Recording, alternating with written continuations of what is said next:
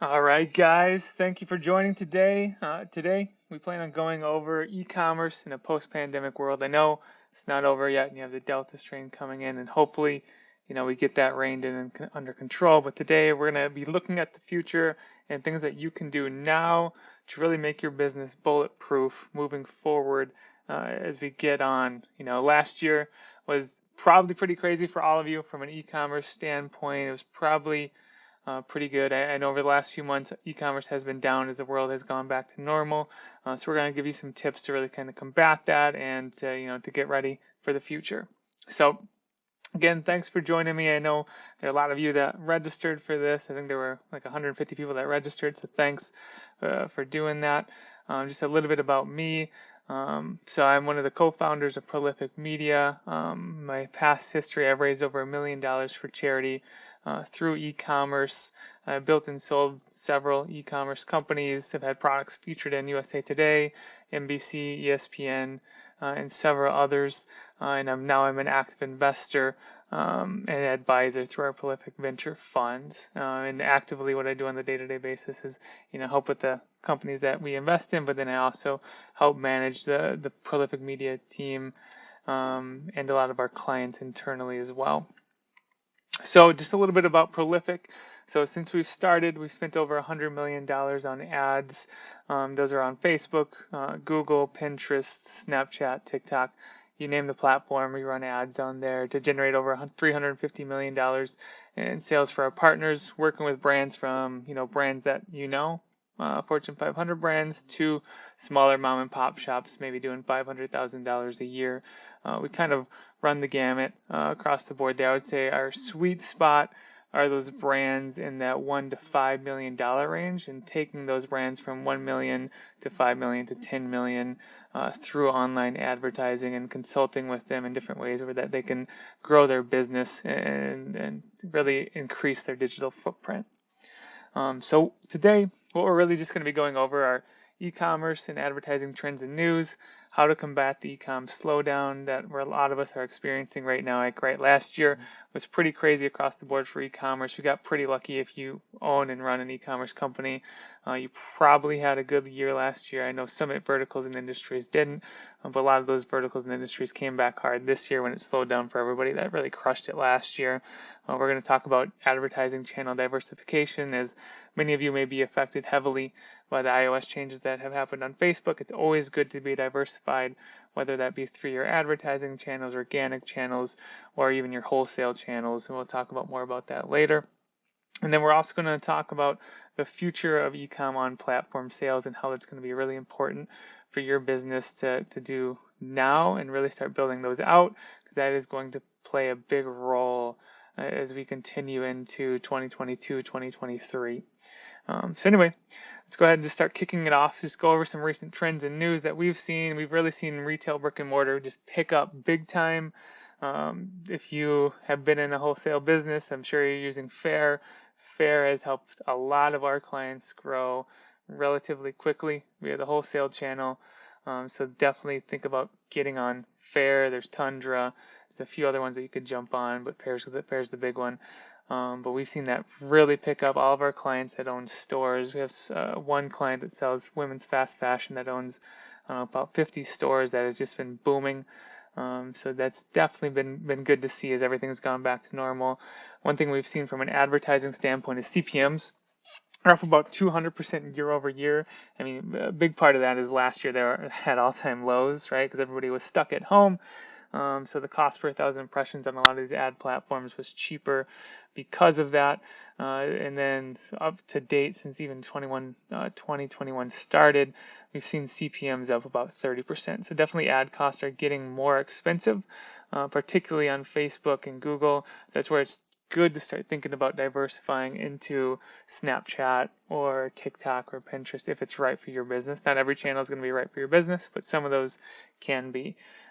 We have also seen over the summer, conversion rates have slowed down. I'm sure you've seen that on your end from an e-commerce standpoint, unless you're in some of those verticals that have been doing really well. What we've seen do really well right now is women's fast fashion. Everybody gained some weight during the pandemic. They want to get out and about and they need new clothes. So that's done well. We've seen some other verticals slow down, and the majority have slowed down, and we have seen conversion rates fall down. Yeah, so let's go ahead and keep going from here. So just so you can see, as we're looking at, just trends that we've seen as an agency, as you can see the cost per thousand impressions. So CPM is just cost per thousand impressions if you're not aware of what that is. So this is 2020. You can see around this time last year, we were around a $7.50 CPM. Now we're around, sometimes it gets close to $15, $12.50. So it's significantly higher right now. So that's where it's really important as you're spending your ad dollars at the moment to have, one, good ads, good creative, but two, a really good website and conversion flow, whether that be, hey, if they're not buying, have a really good email capture form that can capture their information or capture their SMS and throw them into some automated sequences to really make the most of your advertising dollars at the moment. A big reason, like I said earlier, why CPMs are up right now is last year there were just so many more people on the platforms because everybody was stuck at home bored. They couldn't go out and do stuff with friends. So there were more people on the platforms. Plus, you had a lot of industries stop advertising. So last year was historically low from a cost per thousand impression standpoint. This year's historically high. We do expect it to kind of end up balancing out at some point here. And again, this right here is just on Facebook. If you go to some other channels like Snapchat or TikTok, the cost per 1,000 impressions is significantly lower than this. I think on TikTok we're getting around a $3 cost per 1,000 impressions. Snapchat we're around a $4 cost per 1,000 impressions, and we do have some brands doing really well on those channels now. So it would be worth looking into and diversifying to those channels. This is just Facebook. With those other channels, you are getting a lower CPM, but also the conversion rate is typically a little bit lower.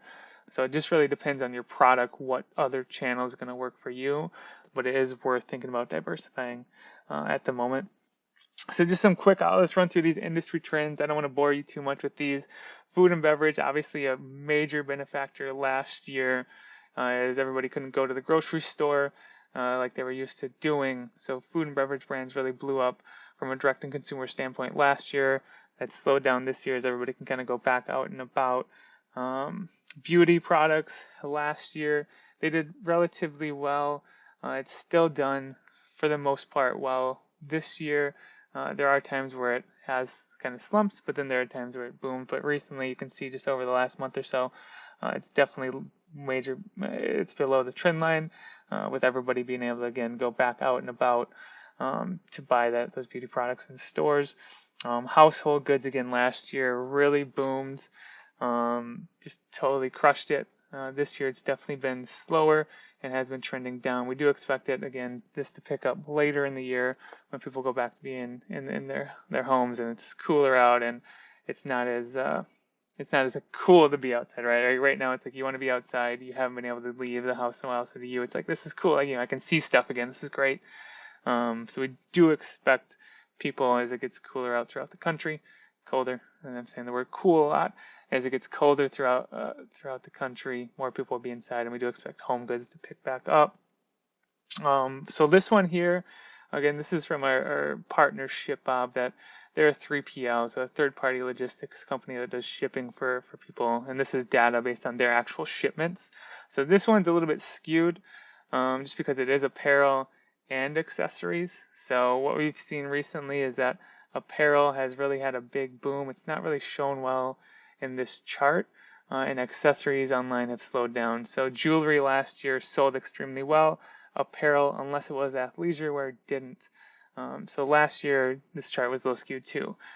This year, we've really seen that fast fashion boom as people are going out and about and seeing people. We've seen accessories that really did well last year, kind of surprisingly, right? Because people were stuck at home, but they were buying a lot of jewelry. This year, that slowed down as a lot of people bought it last year, and they're like, hey, I can finally wear that out and about. But I'm sure if you're a direct-to-consumer, fast fashion company, you've seen a lift in sales over the past few months because people are finally going out and about again. So those are some of the trends, some things that we've seen and some ways that we can optimize that if you haven't already. If you work with us, we've done a lot of these things and you know a lot of these changes. If you don't work with us, then we can just go over what these iOS 14 updates that happened, earlier in the year. I think the initial change Facebook did was in January, and then we had other updates, come, roll out as iOS 14 actually rolled out.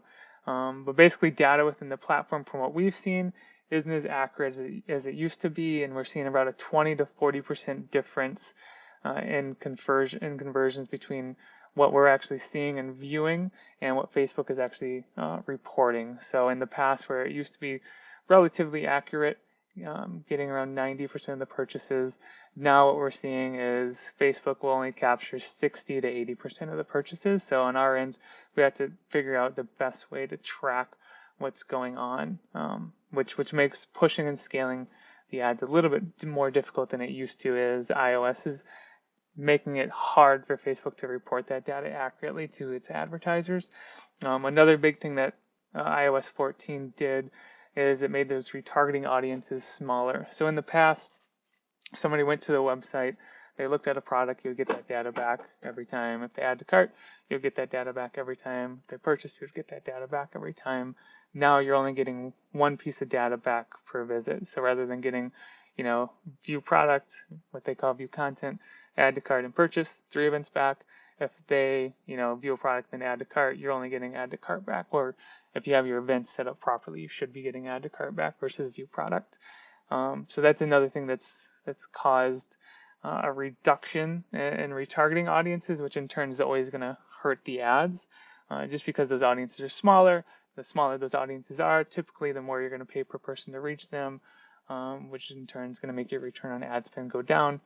Another thing that's happened is Facebook has delayed, or Apple has delayed reporting to Facebook and these other channels by 72 hours. So, and it's kind of, they send the data back at a random time. So if somebody makes a purchase today and you may not see that actually attributed in your ad account to up to 72 hours later. So what that's going to do is complicate the holiday season a little bit. So going into the holiday season, having set budgets will be a good thing to have. Or more importantly, what we're looking at is your advertising cost to revenue and figuring out, hey, what percentage do you want to be at as a business?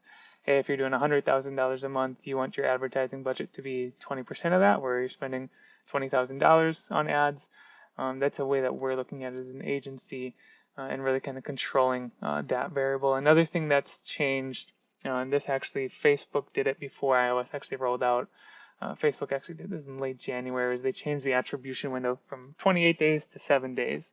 So what that means is if somebody in the past would have clicked an ad today and bought 28 days later, they would have been attributed, Facebook or the other platforms would have been attributed with that sale. Now it's only a 7-day window, so somebody clicks today and buys 8 days from now, they're not getting attributed for that sale. And where that can kind of complicate things is if you do have a really good email capture form and Facebook drove that initial click that got them on the email list and they buy 8 days later, they're not getting credit for that. So even though it was that ad that drove that purchase, which makes advertising a little bit harder. And that's where going and looking at some metrics such as, your ad spend to revenue ratio is good to kind of look at and know, because you can kind of compare, hey, pre iOS 14, what was our average percentage at? Now post iOS 14, what is our average percentage at? And if it's lower now because you're spending less, then it's like, hey, we should probably spend some more money because the ads are working. We just aren't able to track it as well as we used to. So again, if you work with us already, we've already done some of these things at the bottom that will make your advertising as effective as possible. We've done all of them for you. But if you don't, and you run ads for yourself, say you clicked from our profiles and signed up for this webinar, these are things that you should have done already and you should do. The most important thing is going to be set up conversions API. If you run Facebook ads, that way, rather than relying strictly on the pixel to send the data back to Facebook, which has been doing all that great of a job, you'll have a direct access, and that will actually be, in a sense, sending a CSV file from your website into Facebook to be able to track your ad performance. Another thing that's done really well for us is connecting third-party platforms into your Facebook or these other platforms if you can, and using those audiences. So if you have a Klaviyo list, you can build like an active on-site audience to kind of beefing up your retargeting audiences. And you can do, some other things like that for lookalikes and for purchases. Since Facebook isn't getting every purchase, have your Klaviyo purchaser data go into these other platforms for your lookalikes, as you'll have more data to use. Therefore, your lookalikes should be better. Other things you need to do is just confirm your domain. I don't even know if they allow you to run ads if your domain isn't confirmed, and set up all your aggregated events. So in the past, you got every event back. Now you have to tell them, hey, these are the events I want to track, and you want to prioritize them in the order that you want. So we're always going to prioritize purchase first, and then add to cart. Or if you want, you can do purchase, initiate, checkout, add to cart, view content. You could do that. It depends on how you really want to set it up, but those are the things. If you're a client, we already do those things.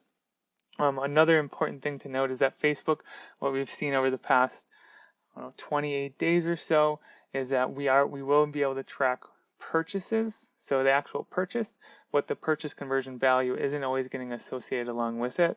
So previously we used to always look at return on ad spend as really our North Star metric. Like, hey, this is what we're shooting for.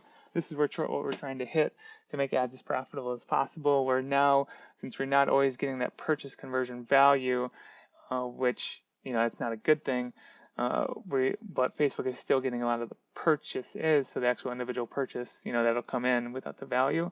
We're also looking at cost per acquisition more than we did over the past few years, just because it's the more consistent metric, where the purchase data, the purchase itself will come in and say, hey, you got a purchase, without the purchase value. So that's another thing that we've been looking at a lot more recently than we did in the past. And to kind of complicate things, one thing that Facebook is doing is they're doing some conversion modeling, but more importantly, what they'll be doing is, if a purchase kind of comes in now, where in the past they used to backdate that purchase. So hey, that purchase happened 3 days ago. They'll have that purchase show on 3 days ago. Now, if that purchase happened 3 days ago, since the way the data is getting delayed, that purchase will show on the ad account today, making the ads a little bit more confusing. And then, so that's iOS 14, how it's kind of affected advertising. Obviously, there's more to it, but that's like the high level stuff that's really important to know. Other things that are important to know and coming down the pipe is iOS 15 and how that's going to affect your email marketing. So we all know a lot of people use that default mail app that Apple has. What that's going to be doing is they're going to start limiting open data.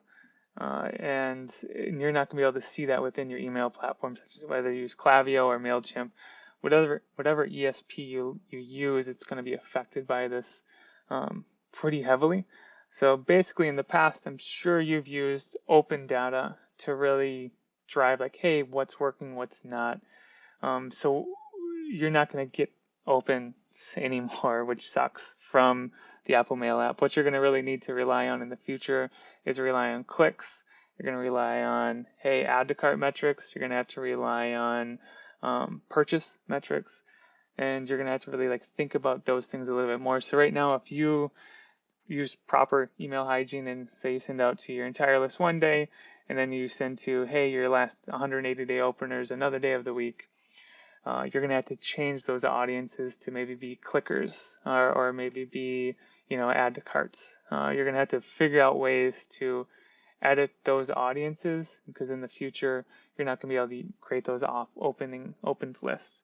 Another thing that I would really recommend doing before September and when this iOS 14 update takes place would be to scrub your list. So if somebody's on your list and they haven't opened an email in the past 180 days and they've been on the list for 180 plus days, they're probably not going to open your emails. So I'd highly recommend scrubbing those people off, because we're really going to see some inbox deliverability issues, or it's going to be hard to track when you're not going to the spam folder in the future. Another thing that this is really going to affect is if you do A/B subject testing. It's going to be really hard to do that in the future. I'm guessing Klaviyo and some of these other providers, rather than having that be solely focused on open rates, will have it be based on click-through rate. You can do that in Klaviyo now based on the click-through rate. I think that's what they're most likely going to have to switch over to, because historically that's always been an open rate metric. Hey, what subject line is getting the better open rate? But they're not going to be able to track that in the future. So we just want to throw this in here because there are email marketers, if you're out there, you will be affected by Apple as well. They have their their sights on you now, and there are going to be some ramifications from this. We don't know all of them yet. We just know, hey, you're going to have to start looking at other metrics other than open rate for your email marketing to be effective. Okay, so how do we go about combating this online slowdown? So just kind of how we talked about earlier, we've talked about a few of these things. We have what we call a one metric that matters calculator that we use with all of our clients when we start out with them to figure out, hey, what is your break-even return on ad spend after we take in, your cost of goods, your shipping costs, your average customer service costs, credit card processing fee, and your average return percentage. This way we have an idea of, hey, what is our break even that we need to at least be at, so you're making money, working with us in our relationship, and we always put in our fee into that calculator too. This actually spits in our fee too, is to the percentage. That way we know, like, hey, after you pay us, this is what we need to be at, so we're breaking even. Because as we're running ads as advertisers, we ran them, going back to how Prolific started, we always ran them for our own companies. So we know if ads aren't profitable, it's instantly affecting your bottom line. Anyway, long story short, it's always good to have a goal to shoot for. So we have a calculator, and if you want it, you can just shoot me an email. It's jacob@prolific.media. I can send it over to you so you can figure out, hey, this is what I need to be shooting for to be profitable. But other things that we'll be looking at, again, like we talked about earlier, is ad spend to website revenue ratio. So if you're looking to grow quicker, have that number be 30+%. I know we work with some venture-backed companies that are okay with just spending money, even if they're losing money on that initial sale, that are really looking at that customer lifetime value. If you're a kind of more established company that's looking for profitable growth, think about living in that 20 to 25% range. So again, if let's just say hypothetically, for easy math, you're doing $100,000 in sales a month, think about spending $20,000 to $25,000 on your ads, and you'll still be profitable as long as, your COG percentage isn't out of line. Then if you're just really focused on profit, thinking like the 15 to 20% range, because then you're still kind of growing, but you're more so focused on your bottom line and what you're actually taking home. But again, like we talked about earlier, it's still good to measure return on ad spend. Just know that it's also going to be equally important in the future to look at your cost per acquisition goals, just because that's the data that is higher quality right now, because the purchase conversion value isn't always getting tagged along due to the iOS changes. So again, if you want this calculator, if you're a client with us, you already have it. If you don't, please shoot us an email right away and we'll send it over. But if you want this calculator, just shoot me an email, jacob@prolific.media, and I'll send one over to you right away. And again, it's going to be really important to look at your lifetime value too. So, and this was before iOS 14, but this is just good to know. Know your lifetime value. Again, we have a calculator for this. If you want it, I can send it over. Again, just email me. But it's over the next, really for any business, right? But over the next few years, as data keeps going away, it's going to be really important for you to have a sound strategy with your email and SMS to retain your customers and really understand your lifetime value. So if you want the calculator, please email me, jacob@prolific.media, and I'll send it over for you. But with that in mind, since advertising costs have been going up recently, you really need to have your retention strategies, whether that be your email automation. There are countless sequences you can do there. Whether it's your SMS automation, there are countless sequences you can do there. Whether it's your organic social, really retaining people there and staying top of mind with them, whether that be on Facebook, Instagram, realistically, not getting much reach there anymore. TikTok would be a good one. But really, really put a focus on your lifetime value. And if you don't know what it is, that's going to be the most important thing for your business's long-term success. So if you don't have the calculator, please shoot an email over and we can help you. Other things that we feel really strongly about are Reels and on Instagram and obviously TikTok. So a lot of our clients are on there now, but they weren't, a year ago, which is good. It's good to see, just because we do feel like that's the future. And if you're really trying to kind of make the most of your organic traffic right now, these are two things that you need to really kind of hone in and figure out. So this is a company that we work with on the side here called Neon Cowboys, and they started posting Reels not too long ago, but they've been getting a lot of views from them. So again, if you're really trying to maximize your reach, get on TikTok, post those videos to Instagram Reels, but without the watermark. So there's no channel at the moment that you're going to be able to grow as fast as TikTok on. So if you're not on there, we really, really highly recommend being on there. We have a client right now called Hammond's Candies that started on there about a year ago, maybe a little over a year ago now, that has 1.5 million followers, and they had a video like 2-3 weeks ago that got over 87 million views, and that had a huge effect on their organic traffic. All right, people see the video. Obviously, the chances of getting 87 million views aren't high, but if you do have those videos that go viral, your organic search traffic is going to go way up, which in turn is going to help your business. So we really recommend getting on there. There are a lot of things that you can do to really grow. The most important thing when creating videos, though, is if you do a shorter video, really think about watch time. And what I mean by that is like actually watch percentage. So if it's a 15-second video and it's going to go viral, you really need to keep those people's attention for 15 seconds. So you're going to have to maybe ask a question in the beginning and then give a short answer to it. But you need to hold their attention for that whole duration. If somebody sees it, swipes after 5 seconds, that's not going to work. It's not going to go viral. So that's where you need to get creative with what you do there. And I think what comes to that is, hey, it's not going to probably go viral in that first post. If it does, great for you. But you're going to have to just keep iterating and learning, like, hey, what works for your brand? Because every company is different. But you can easily go on there and search by hashtags that may be relevant to you to think about what kind of content would work. Other things that we think are really important that you could do now would be like affiliate marketing. So using some influencers would be a great way to get more site traffic and awareness to your site. Or we have a partner named Stack Influence that has micro influencers that you pay $20 and they'll do a post, and they tend to get a good amount of engagement because a lot of their followers are their friends or people that know them really well, right? Because if they only have 5,000 followers, they can reply to every comment and people really like them.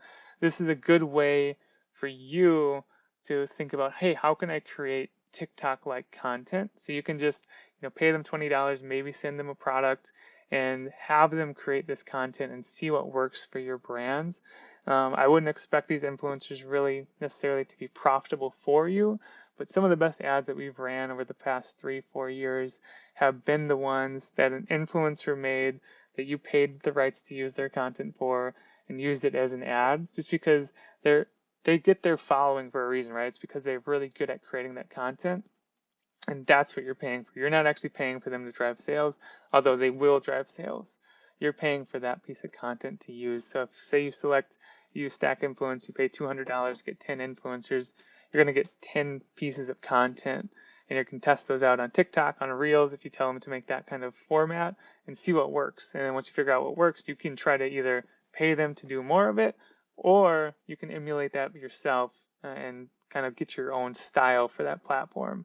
So that's really what I would recommend doing. And then say you partner up with a bigger influencer, one way you can maximize that clout would be asking them if you can advertise from their page. So say they have, 250,000 people that like their page, and you can advertise from it, and people really genuinely love them, right? They get a lot of engagement, they respond to people like them. You can advertise from their page, advertise with people that engage with their page, and those have actually really crushed it in terms of ads. And in the future, what we do expect seeing as Commerce Manager has rolled out on Facebook, TikTok's doing their own thing. Some of these influencers, they'll actually be able to tag your product on the platform, send them directly to your Facebook shop where they can buy with one click on the platform, and that's going to be I think a really big factor a year or two down the road as more and more of these influencers start leveraging that technology. And then other things that I think I just talked about that one. But yeah, so those would be the most important things when it comes to user-generated content and affiliate marketing. Obviously, with user-generated content, an important thing would be to email your past customers after they make a purchase to leave a review. You can use an app if you're on Shopify like Luke's that'll automatically do that and incentivize them to leave a photo review, and that can work really well from an ad standpoint too, using those photos. You can also have some affiliate style programs where, hey, you bought this from us, you can refer a friend and get $10 off your next purchase or a gift card or whatever you want to incentivize them with. But that's another way we can really kind of maximize your current sales.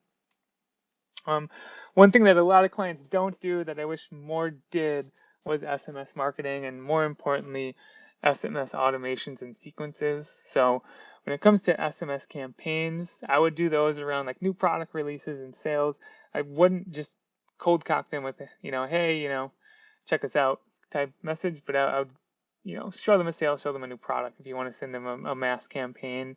More importantly, though, have those high intent SMS flows. So I would have, an abandoned cart flow, view abandonment flow, a new non-customer welcome series saying, hey, thanks for joining our SMS list, maybe give them a discount. But I would really have those flows because you can get just a really incredible ROI from this. So here's a client of ours that spent about $2,800 on SMS, and they made $26,000. So it's an incredible ROI, basically 10x what they've spent. So it's definitely worth jumping on and using SMS for your business. I mean, if you have a slightly older demographic, it may not be as effective for you, but if you're targeting people, 40 and under, it'll probably work. People have the right to opt out. They just text stop back and they won't get it. But it's worth doing if you haven't been doing it because it can be extremely profitable. Another thing, if you're really trying to maximize sales right now and for something for you to focus on is email automation. This is something that a lot of clients that we work with don't do to the fullest extent, and it's something that really, really helps your bottom line. So at a minimum, these are the flows that you should be doing. You should have a welcome series, one for non-customers, where you're showing them one type of message, really trying to get them to make that first purchase. Then another one focused on your past customers, really telling them a story, not only to tell themselves when they wear your product, but to tell their friends, right? If you sold them a necklace, really tell them, hey, it's made of sustainable materials and all the other things that go with it. Or, hey, this company's generated over a certain amount of dollars for this charity. So if you have that story, you really need to tell those in those customer-focused email flows. That way they have something, one, to tell themselves to like you more, but equally importantly, to tell their friends, to try to get their friends to buy from you. You should always have a website browse abandonment flow. So, hey, if somebody's on your email list and they just go to your website and leave, have an email that goes out to them. Have a product browse abandonment flow. So if somebody's on your email list, look at a product and leave, have that flow go out to them, and that can be extremely, extremely profitable just because it's so high intent, similar to an abandoned cart flow, right? Somebody's on your email list, they bought that product, or they looked at that product, added to cart, and left without buying. That's another one that can be extremely profitable. And then you have other ones that aren't as important, but are worth doing, like a customer win back, right? They bought from you, they haven't made a purchase in 90 days, send them an email sequence that starts then, start trying to win them back. Or a cross-sell sequence, say you sell hats, and you want to, you say you sell an accessory that goes along with that hat, have that sequence start going out along with that. But if you don't have these sequences set up here, I highly, highly recommend you have these running, just because this is going to make you way more profitable than not having them going. And what I love about email automation is you only set it up once, and once it's set up, you don't have to worry about it again. So once you knock it out, you can always change the subject lines and play with that as you go along. But once it's set up once and you work on it and try to make it evergreen so it can last that first time, you can really do well with it. And again, other things right now that you can do, make sure you're capturing emails and phone numbers. We always recommend Wheelio. I would say we always recommend it for most brands. If you have a higher price point brand that's, of a higher status, it's probably not going to work for you. But if you sell, items in the $20 to $80 price range, Wheelio is going to get you around a 20% conversion rate, and then you throw those people into automation sequences. It's going to be really profitable. Other things you can do right now is make sure, if you don't have them, have on-site reviews, so you can really have that social proof. Because again, when you're running ad traffic, most of the people that go onto your site haven't heard of you before. So you want to have those reviews on your website that people can see and feel comfortable buying from you and know you're not some fly-by-night website. Thing that goes along with that is making sure you have good product descriptions, because again, most of those fly-by-night dropshipper websites have really, really crappy product descriptions. So when people land there, they think, this person didn't take the time to really make an effort So, for me to like them or try to really sell their product, they're probably a drop shipper and everybody's had a bad experience with that. So you really want to make sure that one, you're putting some time and effort into your product descriptions. And if you also wanted to take it a step further, there's an app you could use such as like Keywords Everywhere where you could add some SEO into those product descriptions. And that's going to be important for one, Google reasons, but in the future, as more and more on-platform sales happen, having those really good product descriptions that are SEO driven will help with like Instagram shops or TikTok shops. Like if somebody goes on there and wants to see a 14 karat gold filled necklace, you're going to really want that in your product description, just because people will be searching that, in my opinion, within the next year and a half on Instagram and make those purchases on Instagram. So it'll be really important that you kind of SEO those descriptions as well. Another thing you can always do is, get better pictures for your product pages. Don't just have one picture with a white background. Have some lifestyle shots if you have them on that product page too, just because that's going to help you get a better conversion rate. If you have higher price points, always use like an Afterpay, Zelle, QuadPay. I think ShopPay is one now that Shopify owns, where it allows people to buy in payment plans. Make sure your navigation is user-friendly. You'd be surprised how many websites aren't user-friendly. Let's just say you sell apparel and you have, tops, you have bottoms, you have, skirts, whatever. Don't just have all of those in one category. I mean, you can have a best sellers one that has them all or an all one that has them all, but definitely break them down into sub-menus like tops, skirts, so on and so forth, because that will definitely help. You'd be surprised how many sites don't have that. And when people click to a website where it's just everything jumbled together and it's hard for them to find other varieties of a product they like, they tend to bounce. And then another really important thing to do is, hey, just scrub your email lists like we talked about earlier. If somebody's been on your list for 180 or 365 days and they haven't opened an email in that same amount of time, definitely scrub them off your list, especially before these iOS 15 changes come out in September. That'll help you save some money. It'll also help you stay in the inbox and out of the spam folder. Okay, so a really important thing here, and I think this is the last thing we'll be talking about today, so I'm not keeping it too long, is channel diversification. So a lot of people mainly run Facebook ads, and they do a little Google, but we really recommend, if you haven't tried it, Google or Bing, mainly because you can really drive high quality, high intent traffic to your website, mainly because, hey, if somebody is searching for, a certain type of necklace, or they're searching for a baby teether, that's what they're out, and that's what they're looking for. And so they're more likely to convert. Another thing that kind of goes along with that most people don't do is Bing, and it's definitely worth being on there. One, because the people that use Bing, though it's a lower search volume, they are a more influent user, and it's about 20% of the overall search volume. And with that, since most people only advertise on Google, you tend to get better costs on Bing. So it's definitely worth being on there.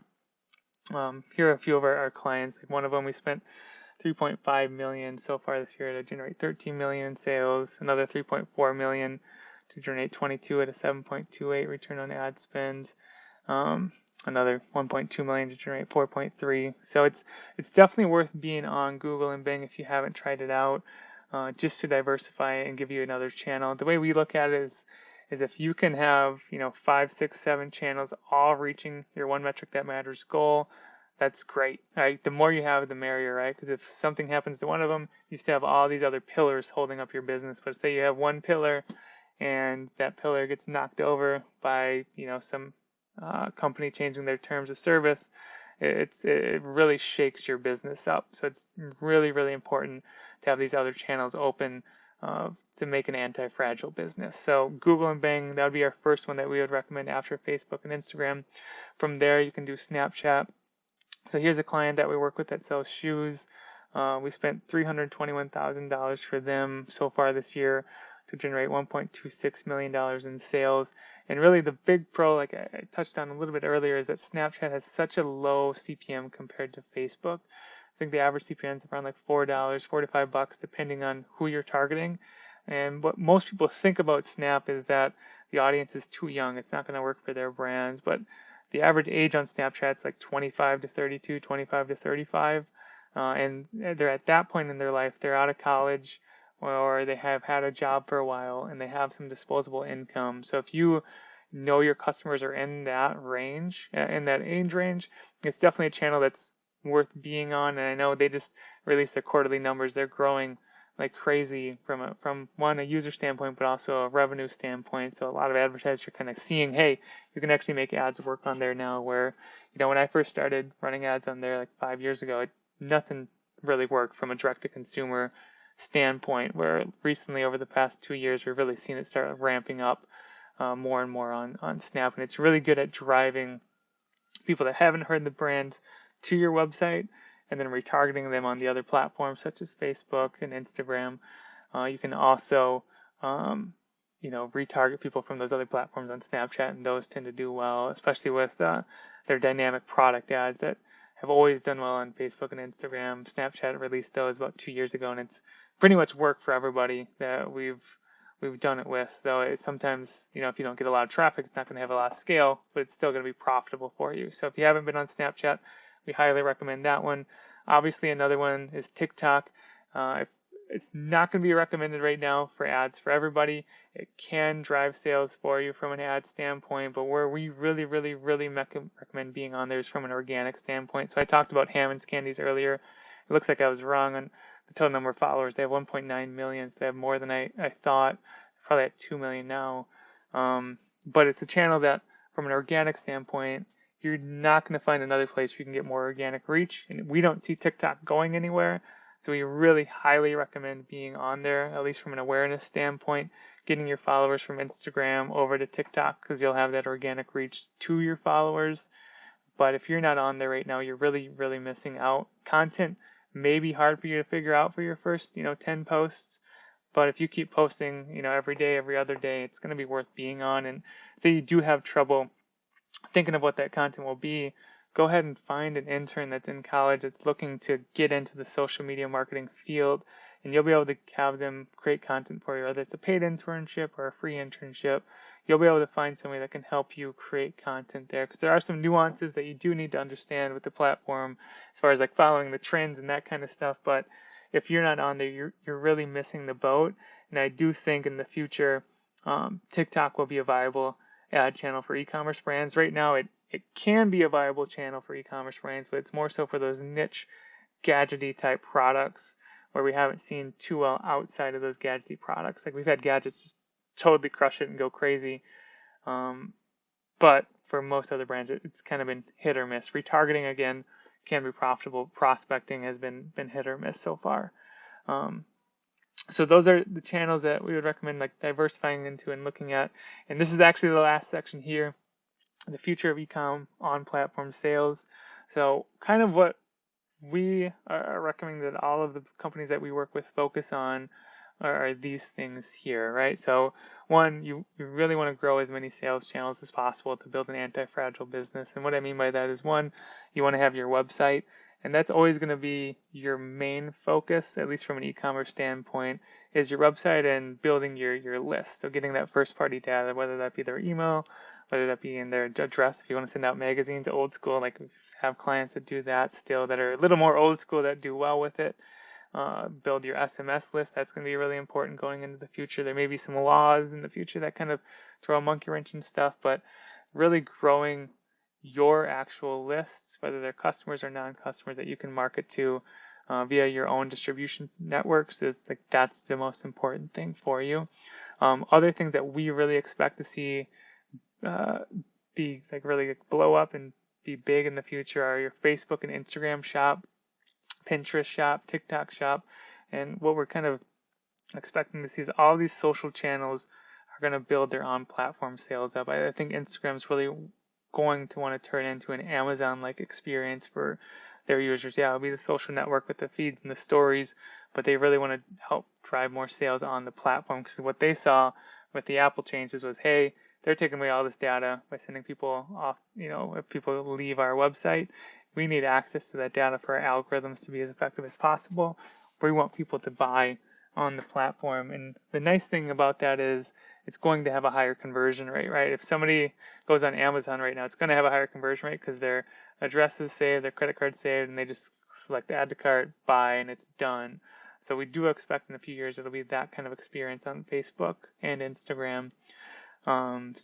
With that said, it kind of goes back to your product descriptions, what your product name is, having all of those SEO'd in a sense, or having certain keywords and good product descriptions in there are going to be really important for all of these channels as people start actively searching products on the platform. I know Facebook and Instagram, I think it may just be on Instagram, are going to have product reviews on the platform rolling out within the next 6 months. So this is really where their main focus has been as a development team, and is what our agency reps tell us. And it makes sense because that's where they own the most data. So again, I highly recommend, if you aren't on Commerce Manager where you can sell on platform, do that. Pinterest again is doing the same thing. TikTok is in beta, so you won't be able to sign up for that yet. Snapchat, I'm sure, is going to do it, where you can tag products. Again, most clients aren't going to be on that, but on Facebook and Instagram, I would really start playing with checking out on the platform rather than driving them to your website, just because I think that's where the future will be, at least from those organic posts.